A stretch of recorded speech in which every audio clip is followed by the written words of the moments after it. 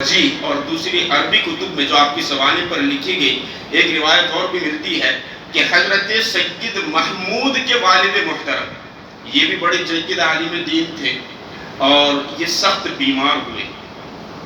جب انہیں یہ احساس ہونے لگا کہ شاید اب اس مرض سے شفا یابی کی مجھے امید نہیں ہے، شاید یہ زندگی کے آخری ایام ہے، تو ان کے پاس جتنے تبرکات تھے سارے تبرکات کو منگواتے ہیں اور سارے تبرکات کو حصوں میں تقسیم کر کے لوگوں میں بانٹ دیتے ہیں اور پھر ایک حصہ اپنے لخت جگر حضرت محمود کو دیتے ہیں اور ارشاد فرماتے ہیں کہ تمہاری پشت سے آنے والی بیٹی کا یہ حصہ ہے.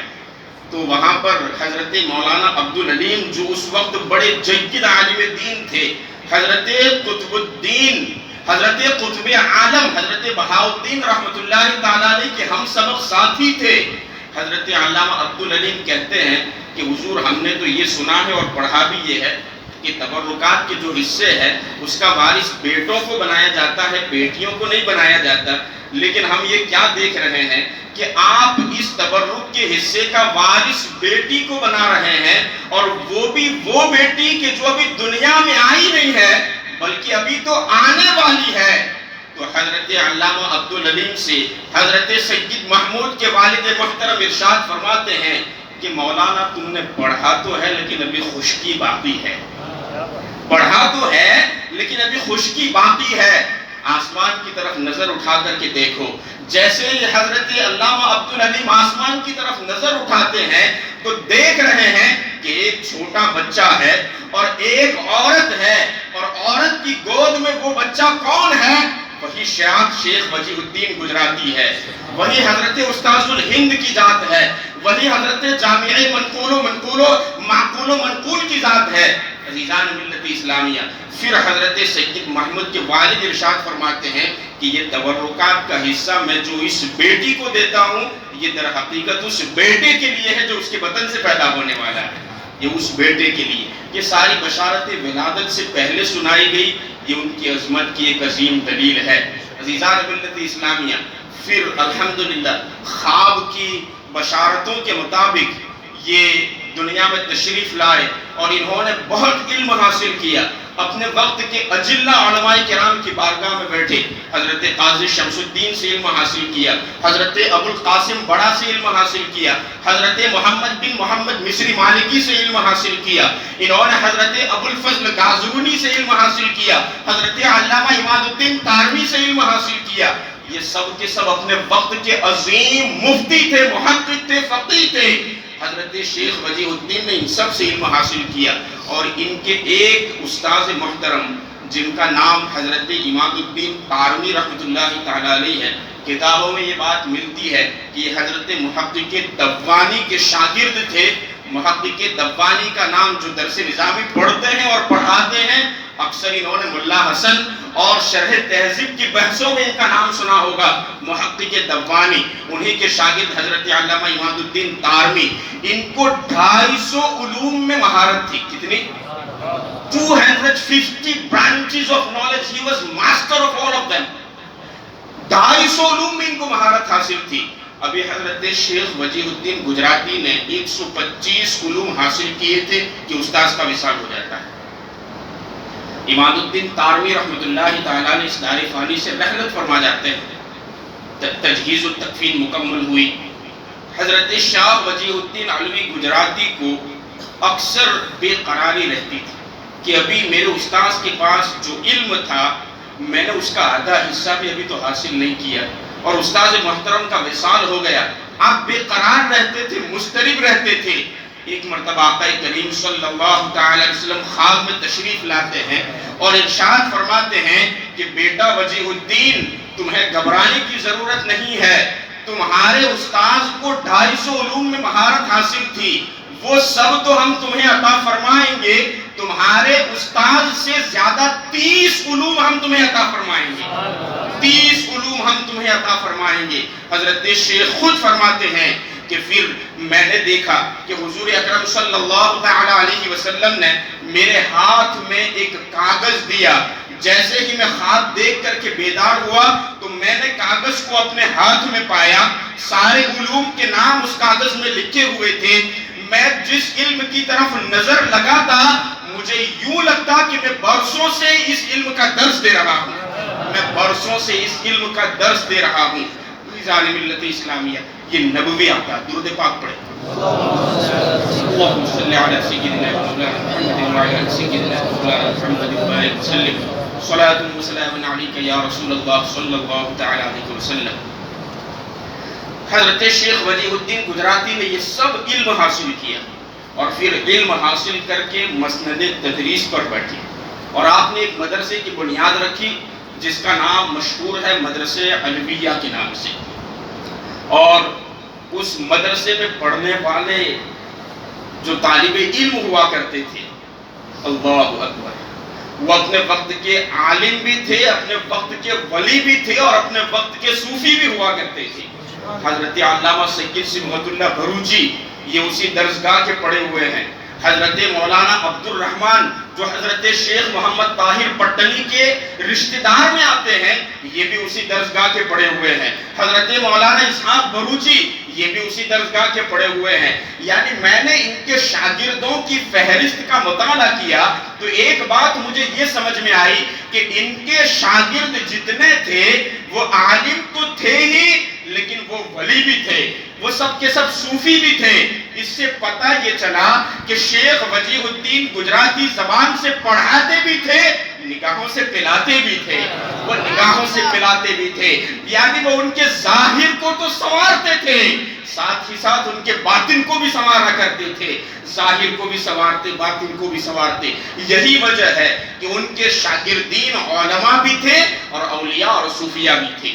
عزیزان ملت اسلامیہ، میں نے ایک جگہ یہ بھی پڑھا کہ ان کے شاگردوں کی جو فہرست تھی اس میں 80 شاگردین وہ تھے کہ جنہوں نے ان کے پاس پڑھ کر کے خود اپنا ایک ادارہ قائم کیا، اور پھر اس ادارے سے مفتی بھی پیدا ہوئے، حافظ بھی پیدا ہوئے، عالم بھی پیدا ہوئے، فقیر بھی پیدا ہوئے، وقت کے بڑے منطقی اور فلسفی پیدا ہوئے۔ اب پتہ یہ چلا کہ یہ سارا ثواب ان کے شاگردوں کو تو ملتا ہے، لیکن شاگردوں کے واسطے سے ان سب کا ثواب حضرت شاہ وجیہ الدین گجراتی کو بھی ملتا ہے، کیونکہ میرے آقا کی حدیث مبارکہ ہے الدال علی الخیر کفاعلہ، بھلائی کی طرف راہ دکھانے والا یہ بھلائی کرنے والے کی طرح ہے۔ اگر آپ نے کسی کو اچھا راستہ دکھایا تو جب تک وہ اس اچھے راستے پر مضبوطی کے ساتھ قائم ہے اس کو تو ثواب مل رہا ہے، اس کے ثواب میں بغیر کسی کمی کے راہ دکھانے والے کو بھی ثواب مل رہا ہے۔ اب ان کے شاگردوں نے ادارے کھولے، وہاں سے مجتہدین اور فقہاء کی جماعتیں پیدا ہوئی، وہاں سے مفتیوں اور علماء اور حفاظ کی جماعتیں پیدا ہوئی، وہاں سے قراء کی جماعتیں نکلی۔ آخر ان کے شاگردوں کی یہ ذہن سازی کس نے کی؟ ان کے شاگردوں کو اس بات کی طرف کس نے لگایا؟ ان کے شاگردوں کو یہ سیدھی راہ کس نے دکھائی؟ تو ماننا پڑے گا کہ حضرت شیخ نے دکھائی، حضرت شاہ وجیہ الدین نے دکھائی۔ تو جو ثواب شاگردوں کو ملتا ہے بغیر کسی کمی کے، وہ سارا ثواب حضرت شاہ وجیہ الدین گجراتی کو ہی ملتا ہے۔ الدال علی الخیر کفاعلہ کے تحت۔ اور ان کے درس کا عالم یہ تھا کہ جب آپ درسگاہ میں بیٹھتے تو پورے انہماک کے ساتھ، توجہ کے ساتھ بچوں کو پڑھاتے، اور ایک جگہ تو میں نے یہ پڑھا کہ انہوں نے 50 سال سے زائد درس و تدریس کی خدمات انجام دی ہے، صرف 4 موقع ایسے آئے ہیں کہ یہ اپنے درس سے غیر حاضر رہیں۔ یہ لمحہ فکریہ ہے اساتذہ کے لیے بھی، طلباء کے لیے بھی، اور بالعموم بائی ایکسٹینشن ہم سب کے لیے، کہ آخر یہ اپنے درس میں کتنے کمٹمنٹ تھے، یعنی وہ کتنی توجہ کے ساتھ پڑھاتے تھے۔ صرف 4 مواقع ایسے آئے۔ پہلا موقع یہ تھا کہ چنگیز خان کی والدہ اور چنگیز خان کے لشکر کا کچھ ساز و سامان جو ہے حضرت شاہ وجیہ الدین کے مدرسے کے باہر پڑا ہوا تھا، اور آپ کے پاس وہ امانت میں رکھا گیا تھا۔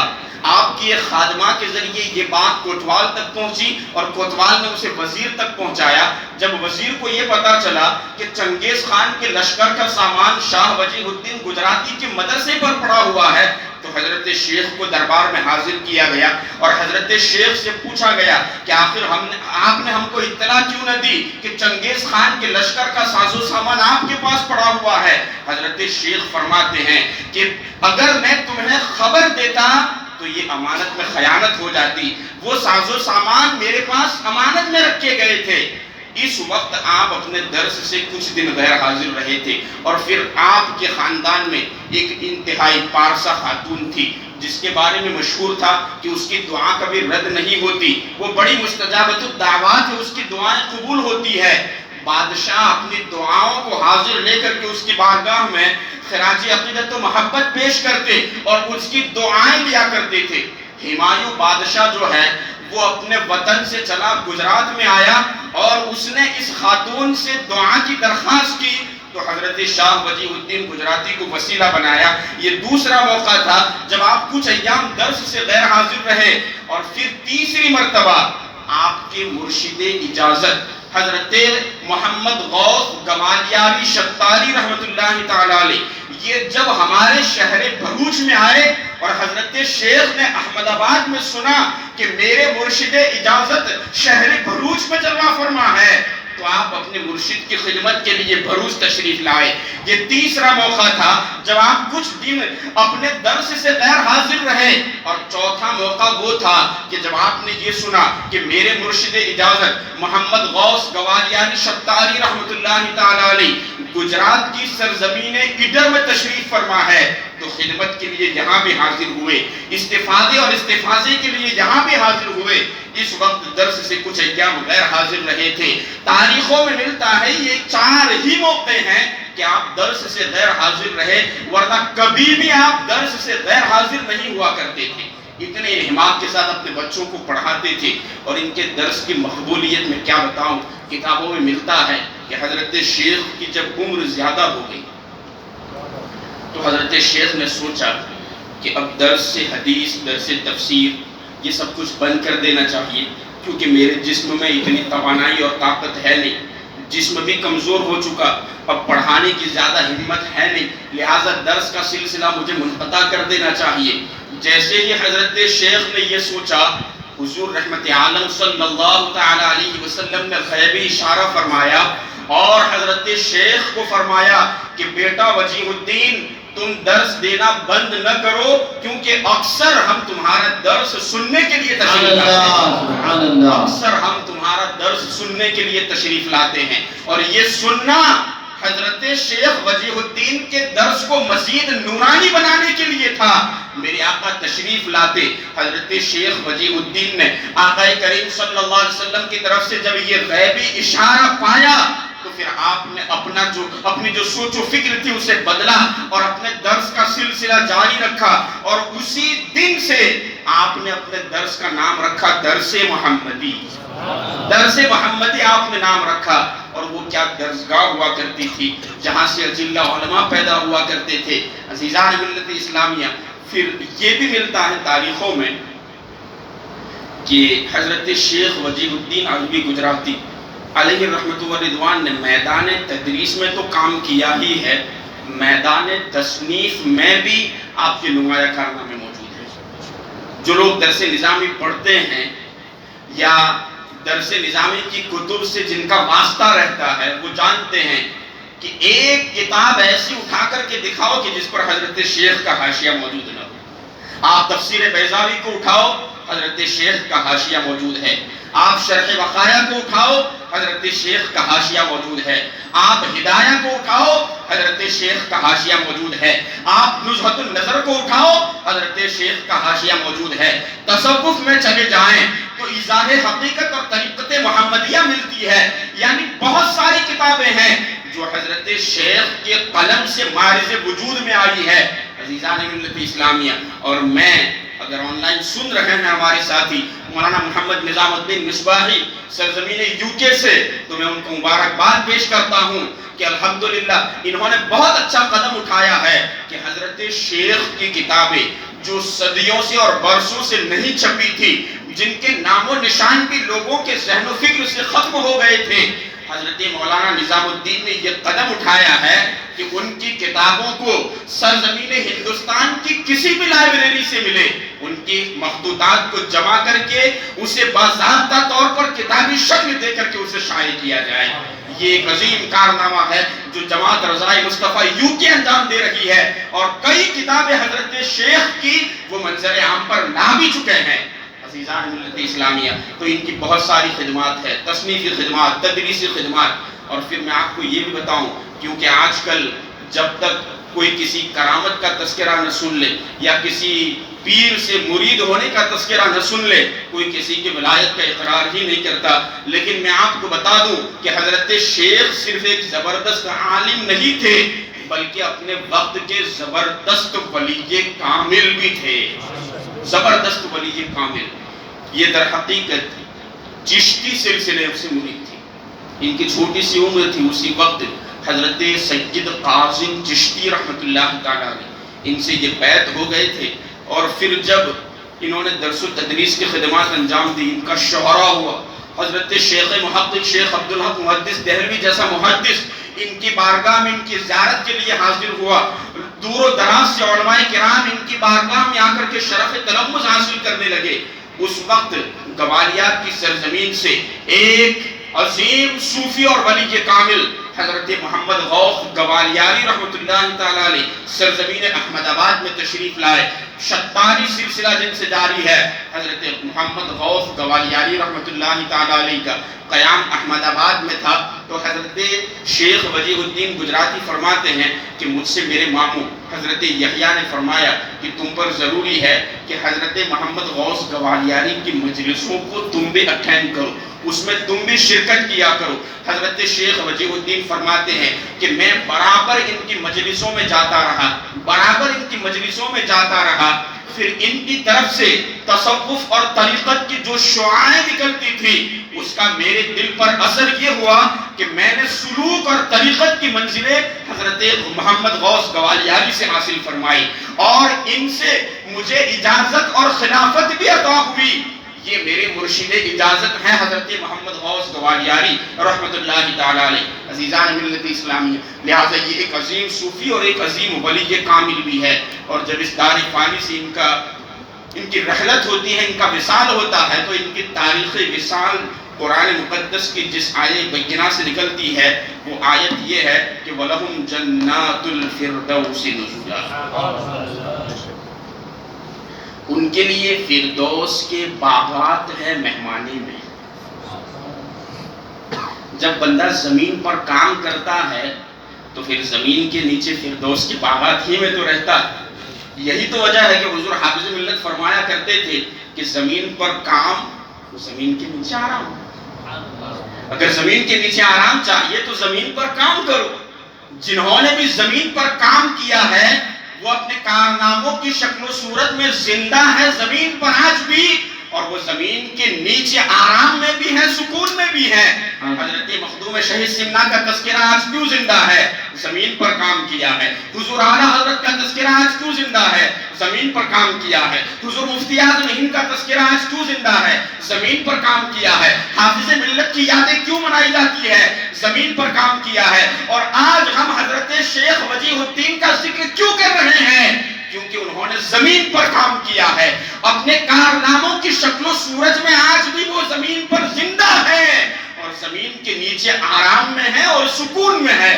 زمین پہ کام، زمین کے نیچے آرام۔ جو بھی اللہ کے دین کی مدد فرماتا ہے، اللہ رب العزت اس کی مدد فرماتا ہے۔ ان تنصروا اللہ ینصرکم ویثبت اقدامکم، اگر تم اللہ کے دین کی مدد کرو، اللہ تمہاری مدد فرماتا ہے اور تمہارے قدموں کو ثابت قدم فرماتا ہے۔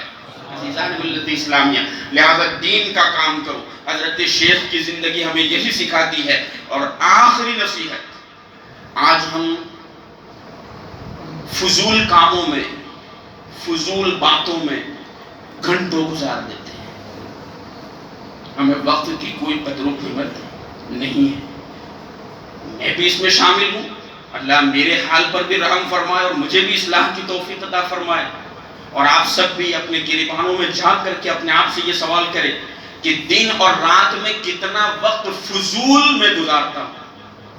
حضرت شیخ وجیہ الدین گجراتی رحمت اللہ تعالیٰ علیہ کی نظر میں وقت کی کتنی قدر و قیمت تھی، اس واقعے سے اس کا اندازہ لگائیں کہ جب آپ کی شادی ہوئی اور ہر خاندان میں، ہر قبیلے میں، ہر برادری میں شادی کے بعد کچھ رسمیں ہوتی ہیں، اگر وہ شریعت کے دائرے میں رہ کر کے ہوتی ہے تو الحمدللہ، اور شریعت کے دائرے میں نہ ہو تو اللہ رب العزت ہم سب کو ایسی رسموں سے دور فرمائے۔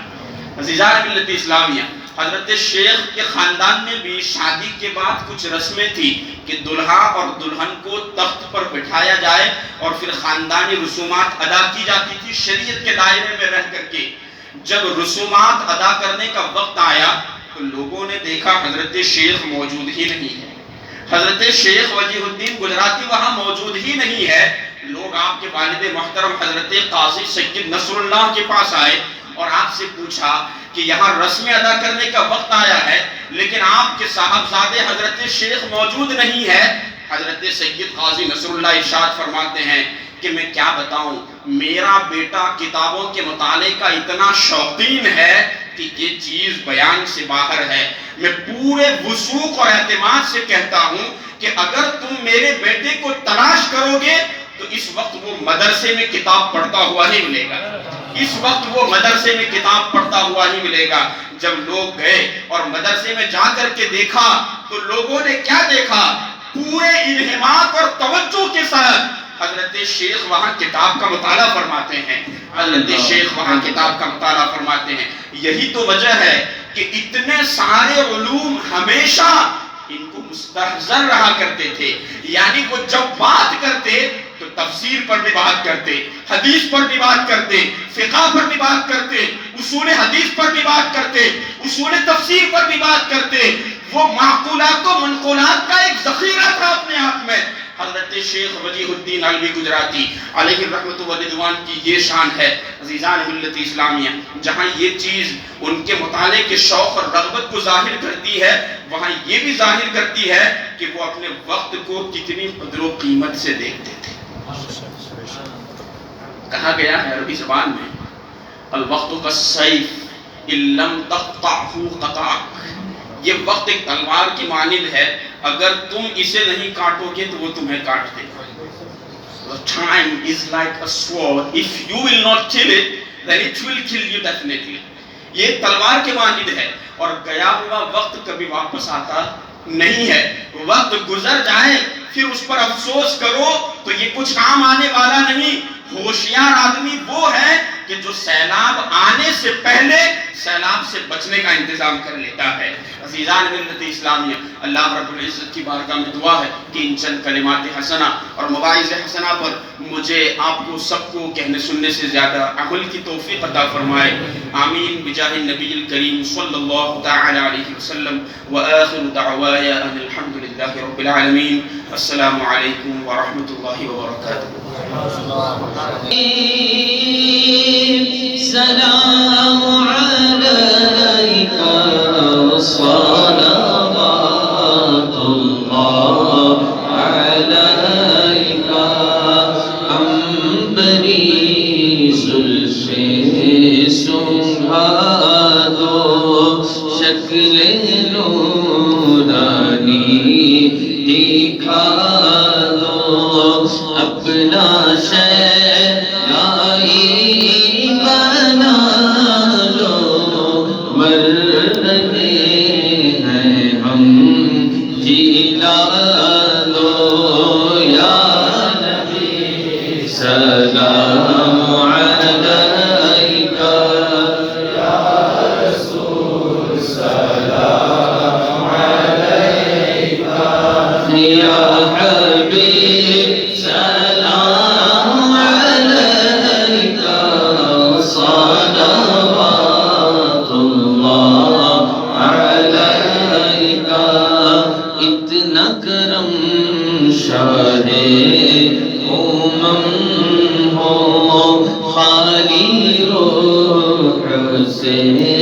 بدن ہو شہر طیبہ کا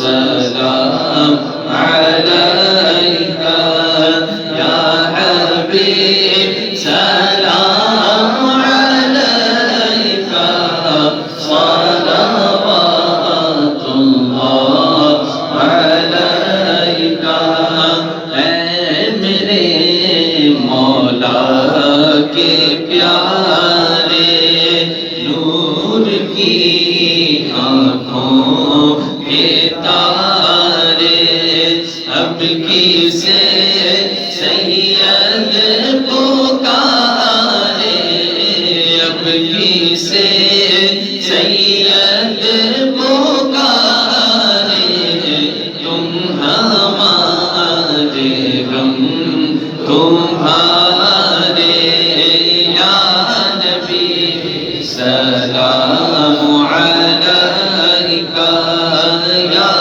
رسول سلام